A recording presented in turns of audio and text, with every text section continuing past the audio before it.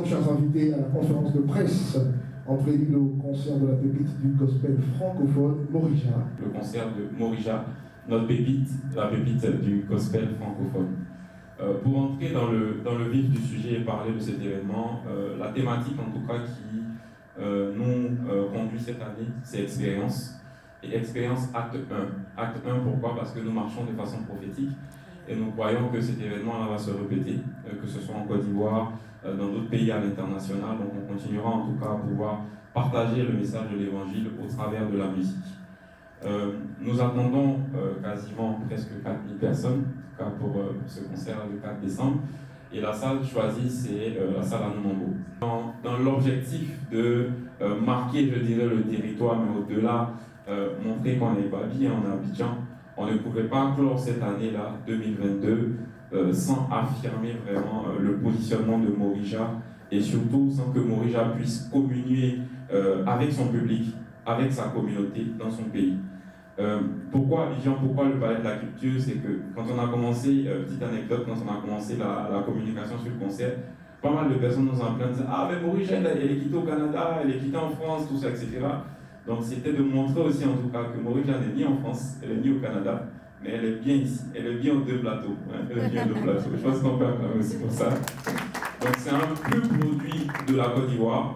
Donc le but vraiment de cet événement-là, c'est de pouvoir célébrer le Seigneur, montrer la reconnaissance aussi de Morija au Seigneur face à tout ce succès, face en tout cas à toutes ces opportunités que le Seigneur lui permet de pouvoir avoir et pouvoir passer en tout cas un moment de qualité.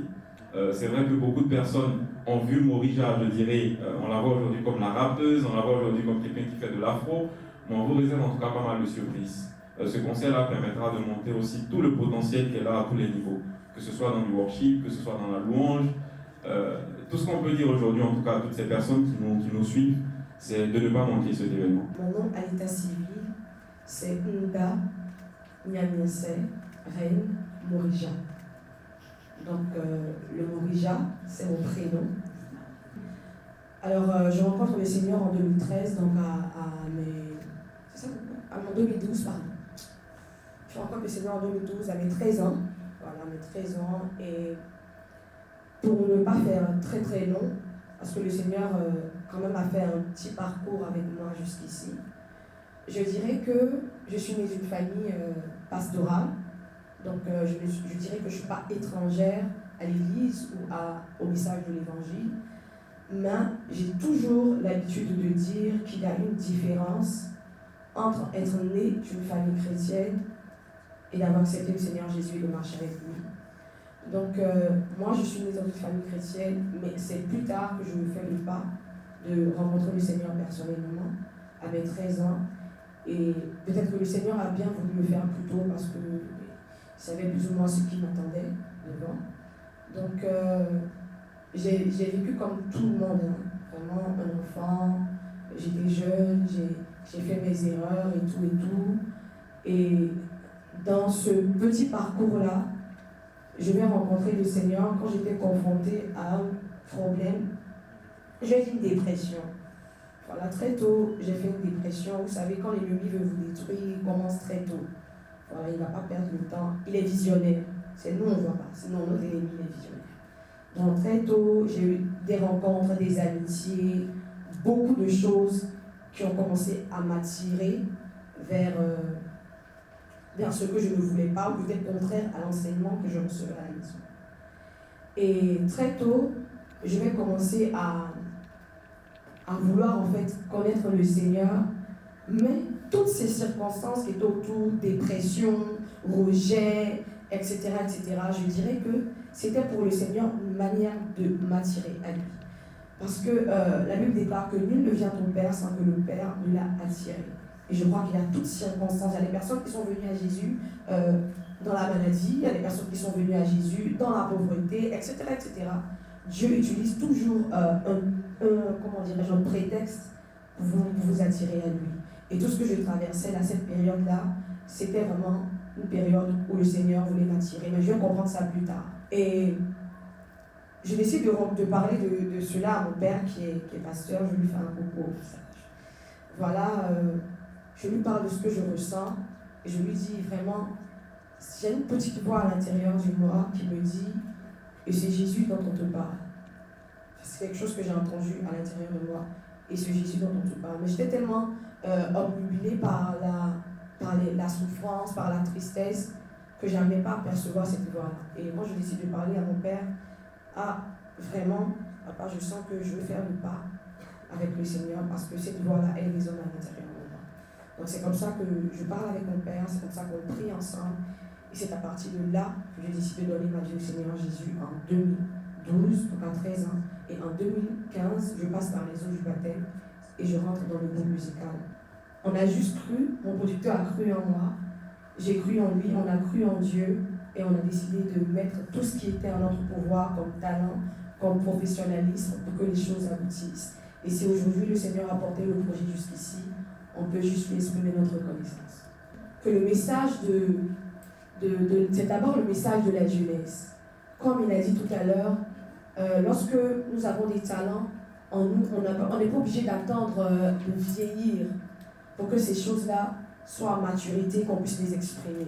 Donc la première chose, c'est que quand on est jeune, on peut faire quelque chose, bien le faire et faire ces choses avec excellence. La Bible déclare que jeunes gens, vous êtes forts.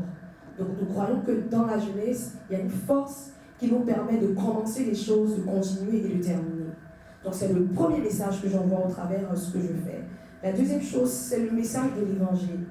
L'évangile, c'est Jésus. Voilà, c'est Jésus, c'est le message du gospel. Le gospel même, c'est l'évangile. Donc l'impact, c'est le message de l'évangile. Que les personnes, plusieurs jeunes se tournent vers la personne de Christ, se tournent vers Jésus, puisque c'est lui qui sauve. Donc c'est vraiment le deuxième impact, c'est l'évangile. Que les personnes soient gagnées à Christ. Pour moi, personnellement, la première difficulté, c'est d'une manière personnelle, c'est ce que ça demande. Voilà. Ce que ça demande. Quand tu es artiste gospel, quand tu es artiste en premier lieu, ça demande beaucoup de choses. Quand tu es artiste gospel, ça demande encore d'autres choses en supplément. Donc, le premier challenge que je rencontre, c'est de me surpasser. Parce que j'arrive dans un milieu où, excuse-moi, je ne maîtrise pas les rouages des choses, mais j'arrive dans un milieu qui me transcende. Donc, je dois apprendre la façon dont il faut communiquer, je dois apprendre comme la mentalité qu'il faut avoir, je dois me documenter sur le milieu en lui-même. Donc, ce sont les premières difficultés que je rencontre. C'est un environnement nouveau auquel je dois m'adapter. Ça, c'est le premier niveau. Le deuxième niveau, c'est que je suis une femme. Voilà, donc on sait un peu ce qui se passe en tant qu'une femme. Mais par la grâce de Dieu, les revers d'être une femme, je ne le perçois pas trop. Voilà, je ne le perçois pas trop parce que j'ai aussi une équipe aussi qui me permet d'être en sécurité à ce niveau. Voilà. Mais à part ça, c'est beaucoup de challenges pour moi. Parce que c'est nouveau, je dois me documenter, je dois travailler beaucoup plus qu'avant, etc., etc. Et la pression. Il y a beaucoup de pression. Je dois faire ceci, je dois faire cela. Donc c'est comme un nouveau mode de vie auquel je dois vraiment m'aligner. Donc il y a vraiment ça aussi. Et puis il y a le côté témoignage. Quand tu fais un artiste et que tu fais du gospel, tu dois davantage veiller là-dessus. Donc c'est beaucoup de choses qui me challengent personnellement. Et je crois que ça va, je commence à le faire. Donc ce que je peux dire pour le concert aussi, à quoi s'attendre. La première chose, c'est de mettre les choses dans 3 parties. On va s'attendre déjà à la contemplation, s'attendre à la célébration et au spectacle. Voilà, pour moi, ce concert comprend les 3 parties en question. Le concert, le spectacle, la célébration et la contemplation. Et je crois qu'au travers de ce concert, plusieurs personnes viennent avec des attentes. Pour des personnes, c'est le spectacle, pour d'autres, c'est la contemplation, la communication avec le Seigneur. Et on croit que ce concert va pouvoir regrouper les 3 en un.